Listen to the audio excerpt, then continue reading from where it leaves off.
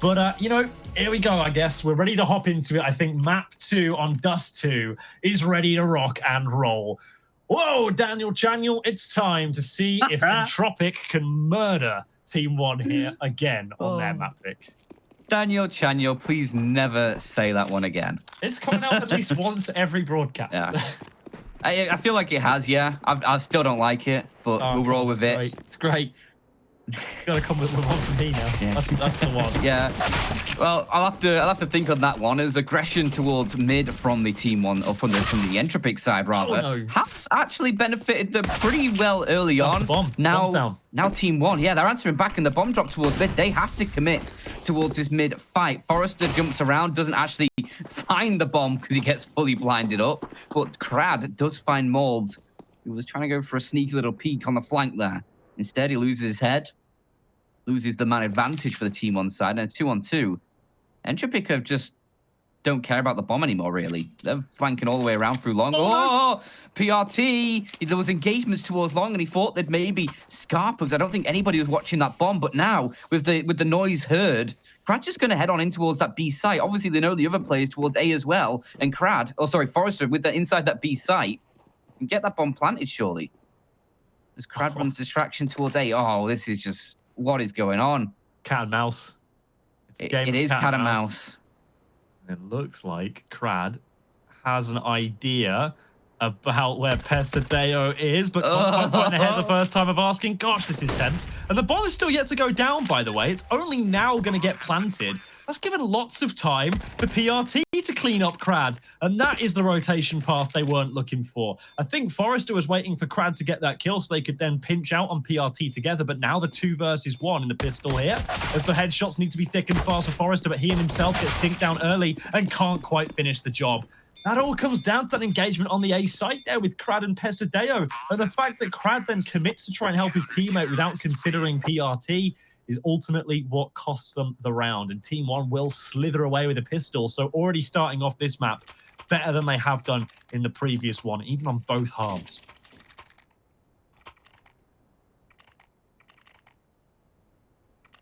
Oh, look at this buy, though, for Entropiq. Is that an AWP I see? No. Yes? Yes. Oh, Maluk. Hello. Bringing an AWP into the second round. That's an interesting pickup. I mean, Entropiq have themselves pretty decent weapons. They did until Maluk gets a nice opening kill. Crad hitting the deck. That Khalil is actually going to shift into Nickelback's hands. He upgrades from the Deagle, so he's not a total write-off of that weapon. Still an upgrade for a teammate, but opening kill found by TeamOne. That's a great early start, and Entropiq maybe not expecting that, getting caught out. They'll now know that AWP's there, and they now can adjust themselves accordingly, as they're just going to creep up through long. Lackey going to drop that smoke. Is it just going to be the one smoke to cross? Looks like it. They're living dangerously, George. They've got good life insurance. Living life on the edge. This is a weird CT hold here, though, from TeamOne. They have given up the A site. I'm not too sure why, what information they had to potentially warrant this, but one thing I suppose is abundantly clear is that long is off limits for today, and it's going to be mostly through short and CT. In fact, look, there's 4 players on the minimap filtering their way up towards the CT area. So here comes the CT at the short train, sorry, as they're all going to start to run their way into the site. That incendiary does force Nickelback out, and more dinks coming through onto Forrester, leaving Lackey, I think, pinned in at Goose. So a lot of weight on his shoulders as Elian now goes down. Can't even muster second, just the one. Still a costly round for TeamOne, but it's not going to be all that bad in the end. 3 players just a fuse will survive. Yeah, 3 players will survive. And Entropiq lose their force buy, but they do get the bomb plant, I suppose, as a consolation. Yeah, extra $800 per player. They're going to go for it again. Why not? You know, okay, this is a good thing to do because TeamOne's finances here are still going to be on the precipice of being viable to continue buying. So if you've got the opportunity and you still feel like their economy's fragile enough to keep bashing away at, then why don't you, you know? It's a risky call. I mean, it's 2 AKs, 2 Galils, a scout again for Elian. They're going to go for it. And again, towards long, they're trying to find openings. XNS, I don't think he spotted that player go towards the pit. Maybe his teammates called it out to him as they now try and duel. Malbs does get the kill. Takes a lot of damage, but you'll be happy with that one. Getting that opening gambit, getting the sort of advantage in your court, and now you can just back off and play it like sort of how you did the last round, where you afford a little bit of space for Entropiq and allow them to try and make the mistakes, essentially. And throw themselves at you. One actually already looking like they've got more of an idea what they want to do on this CT side than they did on Mirage, which is somewhat ironic, I suppose you'd say. They at least have clear intention, and now Scout versus AWP. Weirdly, the little brother is going to win. So David versus Goliath seems to ring true once more as Forrester actually picks off Malbs as well over towards the short side of the map, which will now call in rotations from PRT and from Pesadeo, but XNS deals with it perfectly. Holds the line against an onslaught of T. Oh, Nickelback. They're not going to anticipate it. Surely they're not. He's got 2 in his sights, but he chokes the second. Now it's all on to Elian. Both players are exceptionally low on HP. Pesadeo is just 1 bullet away from death. But the difficulty here, I believe, for Elian is he doesn't have the bomb. It's right inside of Pesadeo's territory. In fact, it's above him. So if any move is made, it gives Pesadeo the opportunity to move out and try and catch him out. With 18 seconds remaining, Elian has to go forward. He doesn't have time to try and run around with this bomb. Now he has to go for the pick. Pesadeo! Somehow he finds a way to bring that round out of the hat. What a true magician. Forget a rabbit. That guy's pulled the whole zoo out. Entropiq will now finally succumb to a bit of a partial buy here. It's still going to be a little bit of cash invested into it, though. But Pesadeo, a huge gambit there. 4 HP left for him. Elian, I was about to say he just needs to hit 1 bullet. He hits the bullet, but it's through the wall. Doesn't do the full damage. I thought Elian had that one in the hands there, but slips through the fingers like fine sand. Needed a bit of wetness to it. Wasn't able to clump it up. Yeah. And PRT might just be on for a whole smorgasbord of frags here with this MP9. Gets nothing at all. Okay. That is a great opening with the Tech 9 for Nickelback. He's going to try and push deeper into the site. Pesadeo trying to go aggressive in, maybe biting off a bit more than he can chew to try and remedy the situation, and he pays the price. 4 on 3. Entropiq now have complete control of this B site, and are they just going to save? I suppose so. They don't really have the money. Look at the residual cash on these remaining 3 players. $350, $0, $300 between them. I don't even have enough to pay my bills. It's not looking too good, is it? This is a strange situation for TeamOne to find themselves in. But I suppose for these first 3 rounds, they have been pretty contentious. I mean, cast your mind back, already a 1 versus 1 in the previous round, and 3 players surviving, but the bomb plant's still in for Entropiq in the second. So you've got to think that that is a big win for Entropiq to find. But I think moreover than that, TeamOne are a little bit hard done by their own gall and grit into these first 3 rounds. They have gone very aggressively and fought Entropiq where they want to be trying to fight them. And it has cost them dearly here now, as there isn't really enough money to go around for PRT and Pesadeo. They both find themselves down onto an MP9, and I'm still not sure what PRT is going to pick on up here. The Deagle, I think, is all that he's going to be able to muster with a light splattering of utility and armor. So I've got to say, for TeamOne, they're looking a little bit hamstrung, but not if Elian is missing shots and Maluk is landing those. That's a great opening for TeamOne. That's a big scalp to take as well. Keeping Elian down for the count and making sure he can't get started in this map is surely going to be priority number 1. I mentioned in the pre-game before Mirage, Maluk is going to need to step up and try and go toe-to-toe against Elian. That's a great start, and he's even found another onto Nickelback. And Lackey's, with that salvage AWP, finally puts him to bed. But a 2-for-1 there for Maluk is pretty strong. Maybe didn't need to go for that second shot towards mid. Pesadeo going to keep things in a position for his team. That was until he went aggressive. Again, trying to find more than they sort of bargained for, this TeamOne side. They had a 3-on-2. They've had multiple advantages in this round, but all in all, it's ended up with a 2-on-2 here as the bomb's going to get planted in that A site. They're going to have a nice retake situation with this open the AK against the M4 and now an AK for PRT. Switching out that AWP. Forrester goes 1-for-1. going to take the initial fight towards short. Molbs very quick on the trade, and now he's going to try dropping down towards CT. Oh, the shot. Lackey doesn't realize he's dropped, and he's going to get caught in the side here. Surely no, Molbs. He looks the other way. He wants to check long, but the player in sight is just going to gun him down. Lackey remedies Ferelion's misfortune early in the round and takes that up and makes good of it as Entropiq is second on the board. They've now broken this Team1 economy. Didn't take very long, did it?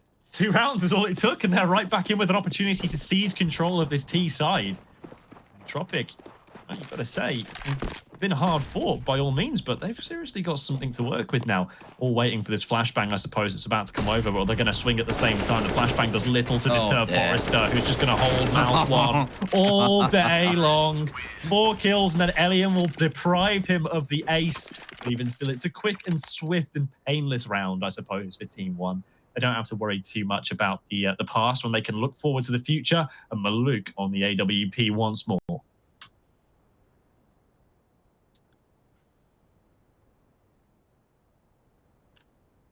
Not quite the dominance from Entropiq as we saw in that first map yet. Could still come and knock him with guns in play for both teams here. XNS, the FAMAS. Got lots of support out towards long alongside that weapon, but the aggression up mid, it's Nickelback with the first, and that's the B site completely overrun already. Just that 1 kill. No, Team1 put so many bodies towards A. That's it. That's the round done. Team1, you're out of it. Ruh-roh. And they're just gonna save. Now, Save my the question weapons. is Go on. Entropiq gonna hunt? Ooh, maybe with Nickelback? I was gonna say maybe with Nickelback when he had that Mac 10, but as I started the sentence, he switched into the org, so I don't know, maybe you send Nickelback still. 8 HP for him. And Crad may be looking for the hunt here, though. It feels like they're all looking for the hunt right now. I think if you can just take a couple weapons away, you've actually got pretty decent cash for that next round, even if you sort of lose everybody here. So you may as well throw a few bodies at this, but I don't think they're going to go for anything too serious, especially if a couple kills come through quickly from this T side, from the CT side rather. Missed shot from Maluk, just tried to clip the booty of the booster. Swiggity swoody. I like the booty. I'm coming for the booty. You always have to.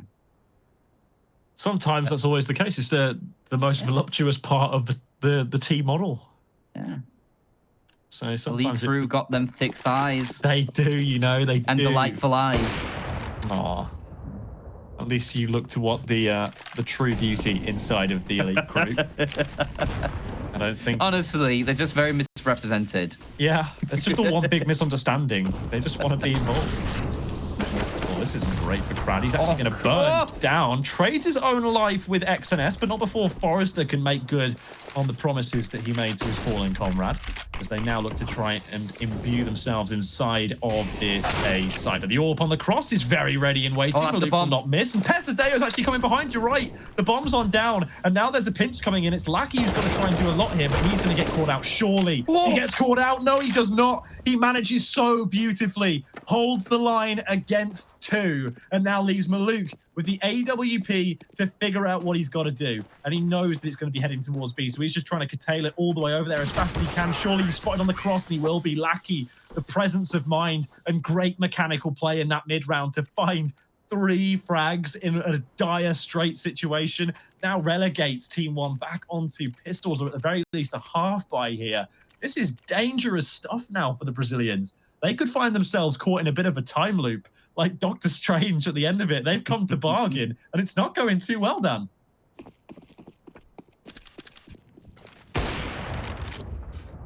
Attempt from Elian. Another attempt from Elian. Neither of them connecting. Is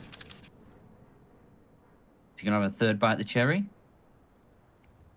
Looks like nobody's going to give him one. I think they realize they probably would pay the price, the ultimate price of their life.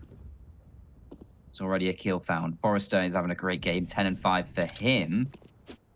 He did pretty smartly on Mirage as well. Jesus, that was a hard sentence for no reason. You're really struggling there, aren't you? Yeah, I think I just had a stroke mid-sentence there. I don't know what that was, but yeah, Forrester had a pretty smart time of it on Mirage. Got himself, I think, like 24, 25 kills over on that side of things, and looking pretty strong here on Dust2 as his sort of half buy just being swept under the rug by the Entropiq side. Hopefully it won't come back to haunt them. I don't know why it would, but that's usually what happens to things sweep under the rug. They do always have a habit of coming back, don't they? Yeah, sometimes you just push something under the bed. And it grows into a horrible monster. Yeah, the boogie monster's coming for you. Yep. He's bringing the music, though, because he is the boogie monster. The boogie, yeah. Yeah, late night fever. Yeah, Saturday Night Fever monster. That's the one. But I think one thing that's really positive here for Entropiq is that they're not having to rely on Elian all that much in this map. They've managed to find themselves 6 in a row now, with Elian only finding 6 frags. So it's not just the Elian show, and neither is it the Crad show, basing off that previous map. Everybody is having time to shine, apart from Nickelback, admittedly, at this moment in time. Maluk is consistently getting the better of Elian now, but it's still not really generating round wins for them as they'd have hoped it does. And XNS taken down to 33 HP. The tagging slowing him down. He's one of those moments where he's going, just let me live, please. You're leaning forward in your chair as you're holding W. You really want to get away. You're fully immersed.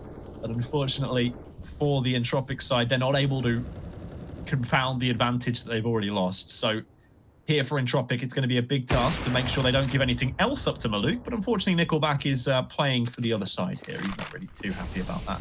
And it looks like Pesadeo might have a fun opportunity here to garner some frags over towards B. And that's a very clean round win for PRT and Pesadeo to clean things off. So 5 players stay alive for the CT side, and they'll be very happy about it because that now bolsters their economy somewhat. They've still got a long way to go before they can start troubling that Entropiq economy. We'll just say something for my boy Nickelback. You excluded him from the players performing well. But obviously the IGL for this team, and with Hooch sort of in that coaching role behind, this Entropiq side have a really good sort of basis to sort of build on and sort of nurture this young talent. But maybe not in this round.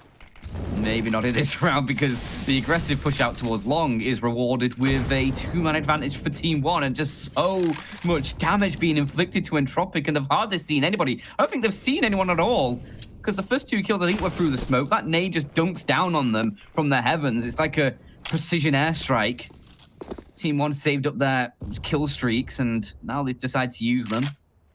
But is it going to be enough to win the round? Because still, you've got Forrester and Elian in position alongside Nickelback to try and wiggle something out of this round. Nickelback is in a good position as well. At least to cut off rotations and maybe catch someone exiting out of that B site. But Forrester, a couple shots ring through, not going to connect though, and then return. TeamOne will drop that incendiary just to try and buy them a little bit of time. That flashbang as well. Forrester is just dead. I love that.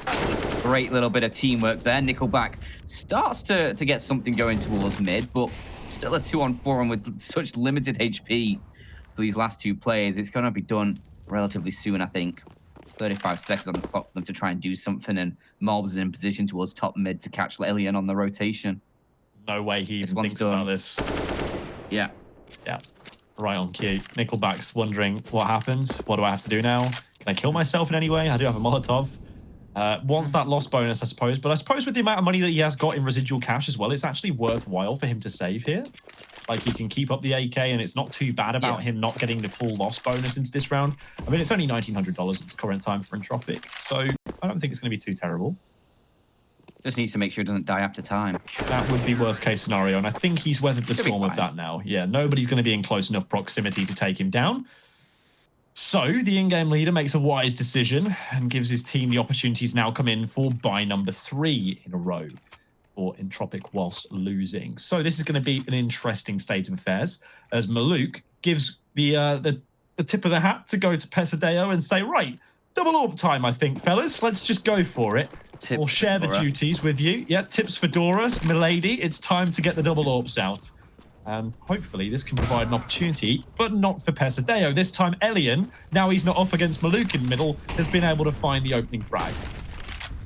Oh, lots of damage done towards Forrester, though, and finished off by the nade. PRT, this is a great hold towards B. Can't quite get the third as Nickelback ensures that the bomb will stay in T control over in that site. Lackey starting to get a little bit of damage toward mid. Didn't need to take that second fight against Maluk, but he does. And he pays the price. There's now 2-on-2. TeamOne are going to try this one, but Elian quick on the trigger with that AWP, leaves it up to Maluk, who doesn't expect Nickelback to be right under his nose.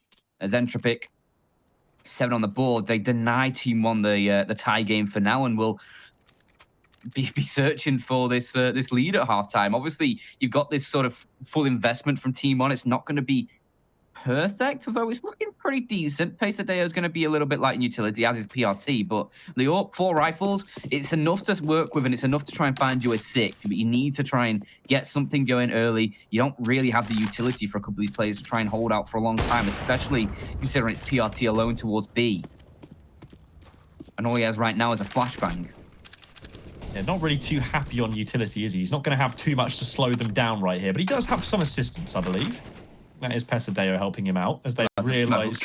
Yeah, well, not really too much in the utility department, I'll grant you that much, but hopefully their firepower is enough to make up for it. Offsetting the losses, I suppose. Doesn't look like they're going to be all that interested in haranguing B too much early on. Crad is tempting fate a little bit with these 2 players on a boost, but they are going to disperse and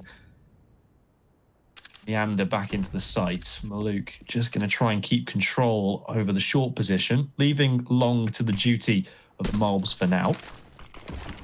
But what are Entropiq going to do here?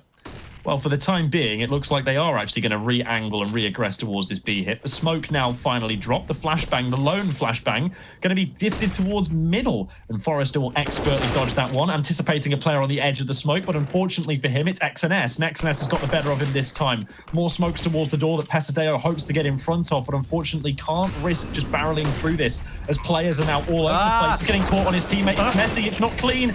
Crad is going to be traded, but it's a flurry of frags for Entropiq, and it's all left up to Maluk. 1 versus 3, and he is backing away, but not quickly enough. Nickelback has got him. That is the 8th round for Entropiq, and that's going to mean that they've secured victory in the half, locked TeamOne out of it, and maybe have even locked them out here for a further round, as the money does not quite come through for TeamOne, sorry. Yeah, they invested everything into that last round, and I mean, PRT getting caught, that's just the B site gone. It's unfortunate when you don't find anything, but that's the way it is. And now Entropiq have a real good chance. Elian's not really been hitting any of these mid-door shots so far this game, which is noteworthy, I guess. You know, obviously not having a stellar, like, superstar game. Still 9-6, pretty solid in terms of just fragging output. But with that up, has had a few chances through mid, has squandered a couple, but not necessarily detriment to his team in those regards. Already a 1-for-1. And if TeamOne can keep going like that, I think they'll be pretty happy with a round if you can sort of go 1-for-1 in the early stages and just do a little bit of damage, give yourself an opportunity late in the round. That is definitely not a 1-for-1 there. Maluk just peeks in towards the B tunnel and gets his head cleaned off. Crad has now taken down 2 players towards that B site. I think they're still expecting Pesadeo maybe in that direction, but Mold, no! How's he done that? How did Entropiq allow that to happen? That's exceptional on the Deagle. 3 kills for him, but XNS alone against 2 still. It's not enough for really anything more than a little bit of damage unless XNS can show up as well, and Lackey will ensure that he does not. Invite declined to the 1B club. It was nearly enough, but not quite. Nearly, but not quite. Story of TeamOne so far in this best of 3, I think. Maybe not so much in the second half of Mirage. That was just not even close to being nearly. It's just AFK, I guess. But Entropiq here looking to try and secure themselves a very, very comfortable T side. And finally, as you called last round, that Elian is not hitting shots through these mid doors. He says, all right, Dan, fair enough, mate, but I'm going to bang one out now for you. Me and Elian on those first name bases. Yeah, he says, I've had enough of you calling me out. And he shows you what he's made of right here, right now. And it looks like Entropiq are going to be barreling very quickly towards a 10. What a strong first half this has been from them. The T side has paid dividends. They're looking to try and close the deal in round number 15. Just XNS remains. He has managed to grab 2 out of this one. And there are 2 low HP players for him to play with a little bit. Lackey and Forrester are not the healthiest of the bunch. Of course, there's still Crad to contend with. As long as he doesn't make this 3 1-on-1s, doesn't make it too easy for XNS here. Entropiq should be in with a win. And finally in from behind is the aforementioned Crad to secure 10-5. That will conclude the half, but we'll go to a quick break as we'll find out if TeamOne have anything left to offer.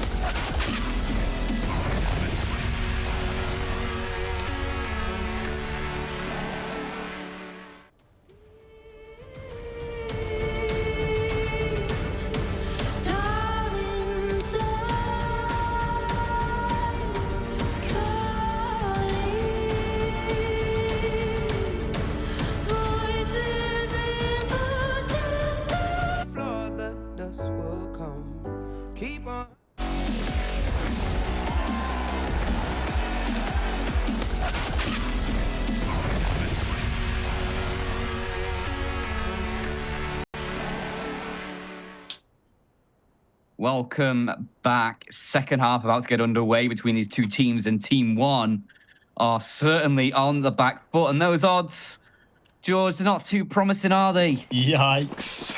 Critical yikes, my guy. That is not promising whatsoever. I gotta say that they are reflective of a very telling story, though, which is that Entropiq, or Entropiq, which way you prefer to go, have really dominated over TeamOne here. They've brought their A game on these frag-heavy maps. I've got to say, everybody has turned up in spades. Everyone's had their moments, right? Down over the course of this best of 3 so far. Everyone from Entropiq has had a round to speak of, or a game to speak of, or a good performance across the board, and they're going to look to try and carry that one on here with Crad picking up the inaugural frag of the round, only to lose his head later on for Nickelback to trade it away for 2. This is a great start, and if Entropiq pick up the pistol, then you've got to think that it's almost as good as over, but it's still a 2-on-3. XNS and Pesadeo doing what they can to try and bring this one back in their odds. Fortunately, they're struggling somewhat as Lackey elevates up, going to tap the heads, but they've just gone the wrong side from where they planted the bomb, and you feel they might have just scuppered themselves somewhat. As they lose the round, it'll be easy defuses for Elian, and 3 players alive for Entropiq. I'm not really sure what options you have there if you're TeamOne when you plant like that. With the positioning of the CTs, maybe you just have to take the fight from like ramp and sight on those players. And just try and push them aggressively, maybe try and get it into a 2-on-2 and then fall back a little bit, just try and play a little bit more defensively. But that is a really awkward position when both your players are in the side and you have sort of no control other than that. Like, you have to either just run into an opening where you know you're sort of safe, or just take the fight against any player you can find, really, and just create space. And unfortunately for TeamOne, it doesn't work out for them as now 11-5. This could be the drums of doom rolling in for TeamOne. Oh dear. Crad, that's a lovely flashbang assist from Nickelback as well. Just easy as you like. Maluk's actually going to take down his teammate as a little bit of a helping hand. Molbs hits the deck with a little bit of damage dealt by Crad, just assisting with that.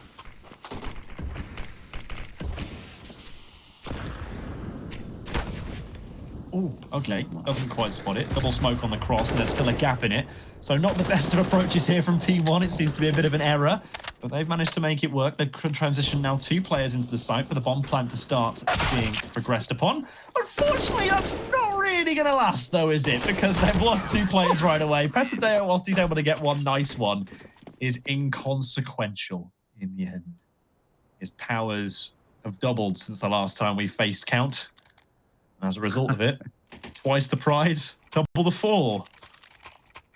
Entropiq are 12-5 up now, looking to go one better than they did on Mirage. Of course, that one was 16-6. So if you can go 16-5, that's going to be a good feeling for Entropiq. I mean, despite this group stage not going the way they'd have originally have liked it to, I still think there's plenty to be happy about. And of course, we've got so many tournaments to play in Counter-Strike these days, so many opportunities to do well for yourselves. Entropiq can use this as a great springboard. They've already had some good results here in the EPL Group D, and I think it's a really good time for this team to be blossoming.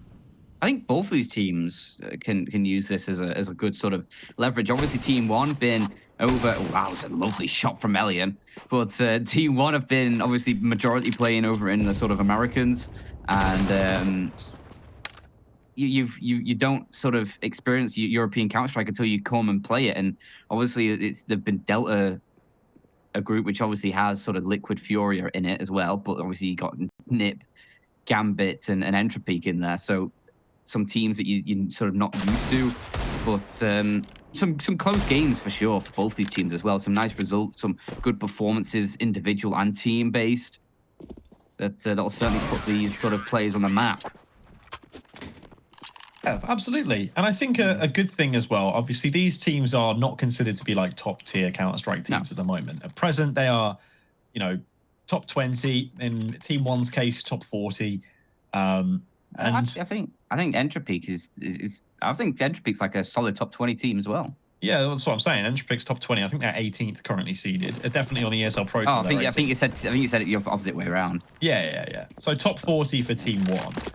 And I think for many of these players, like Elian, for example, it's about putting yourself in the shop window. Obviously, you want to do as well as you can with the team that you've got, but it's obviously a little bit of an ulterior motive, a little bit of looking after yourself before everybody else. And sometimes you've got to be like that in Counter-Strike and in the esports space. But here, this round is not done yet, and neither is this game. So I guess we'll focus back to it, as XNS is going to be able to trade out with Lackey once again, and leaving this one in a fairly advantageous situation now as Maluk catches Elian. So Nickelback and Forrester with it all to do. That's a good first shot, and also dropping the bomb. So that's all the information that Nickelback needs, as he now gets the flashbang high in the sky for 1, 2, and 3. Finally, Forrester to clean up the round, but that's all on Nickelback. What a great performance from the in-game leader, keeping his cool on the A site, and yeah, like you say, absolutely demolishing TeamOne now. It is Dunzo. They're onto the pistols. It's Dunzo Washington, my guy.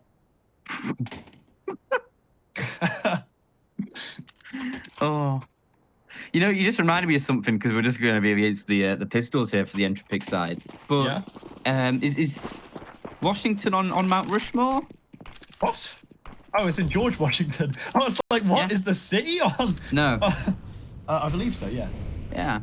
Because I don't know why. I just remembered in NFL, like, they have these games where they play mascots against, like, sort of, like I think they call it, like, peewee NFL teams, with, like, obviously just, like, kids, basically, against, like, the mascots. And there was one where there's, like, an entire, like, 4 mascots dressed up as, like, the Mount Rushmore statue. Okay. I don't know why my mind's gone there, but I'm just imagining now a bunch of Mount Rushmores running around Dust2. I was more going towards Denzel, but yeah, it's okay. We can roll with Mount Rushmore. It's a bit of a far cry, but I suppose it's tenuously linked through the Washington name. That's what I was rolling with. Just one of those like weird thoughts you have, like an odd link. Yeah. A tangent in this round where TeamOne are struggling to do much with these deagles. I was about to say, just PRT and Mobs left, but PRT very timingly just gets his head removed. Free haircuts all round. I don't want to get a haircut though from any of these Entropiq players. Not doubting their barber skills, but I have a feeling they'd be using the wrong equipment. No, please don't try and cut my hair with an AK-47. I mean, you don't have much hair to cut, to be honest, Dan. No, true. I don't think an AK-47 would be the most efficient way of making that work for you. But here we go then. If you got it close enough, like you could singe the hair. Just skim the surface with like the muzzle flash.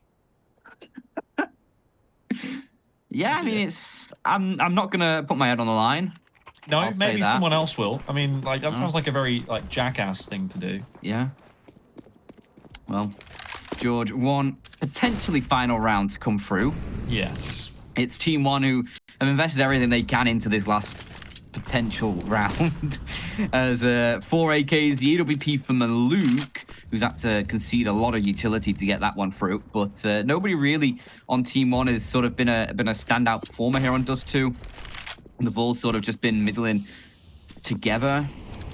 Nobody really sort of trying to carry the weight of the team. And sometimes that's what you just what you need in games like this. Just an individual to have a great round, really sort of break out and start taking control of the game. And then often the rest of the team can follow. But Elian has been having a solid one. 19 and 9 in this map. What was it, like 27 and 9 in the first map of Mirage? He is just having an absolute ball against this team on side. Nickelback has stepped up as well. You know, since you called him out, he's 17 and 10 now. Yep. Bit like Elian with shooting people through mid doors and you. Yeah. Nickelback said to me, right, George, you know what? You've called me out. Yeah. I'm going to stop leading for a minute and I'm just going to frag. Yeah. And sometimes that's all you need to do. I mean, obviously, CT side is less you need to do as a IGL a lot of the time. There's a lot more sort of individual sort of play required in towards the individual sites. Maybe Nickelback may be able to force a little bit more attention towards his own game as Lackey. Another kill found. Crad is going to duplicate that over towards Long as well, as it's all starting to fall apart. Or towards Short, rather, I think that was. Yep, all falling apart as it's left up to PRT and Maluk to try and bring this game back from the precipice. But even then, I'm not so sure about it, as Crad will quickly tap 2 players out for the conclusion of the game and the series. It's a 2-0 sweep for Entropiq. So yeah, I don't really know what more there is to say about that. Very, very dominant on both the second halves. Not a round one for TeamOne. No, falling short on both of them.